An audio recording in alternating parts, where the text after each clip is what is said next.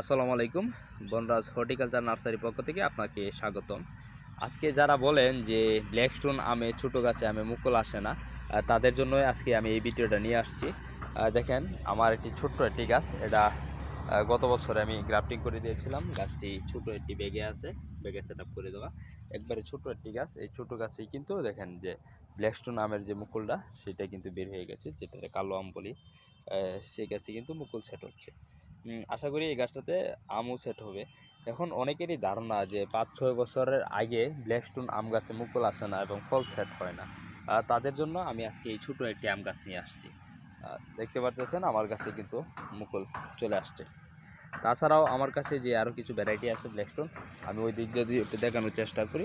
যে আমার যে মাদার গাছ যে আছে, যে ব্যাগে সেট আপ করা, এই গাছটাতে কিন্তু পুরোপুরি অনেকগুলো আলহামদুলিল্লাহ মুকুল চলে আসছে। ভিডিওর মাধ্যমে দেখতে পারতেছেন অনেকগুলো মুকুল। তো যদি আপনারা ব্ল্যাকস্টোন আম গাছ জিও ব্যাগে সেট আপ করা গাছ নিতে চান, তাহলে এই গাছটি নিতে পারবেন। অথবা যে ছোটো গাছে যে মুকুল প্রয়োজন বা আসছে, তারা কিন্তু আমাদের কাছ থেকে এই গাছটা সংগ্রহ করতে পারবেন ইনশাল্লাহ।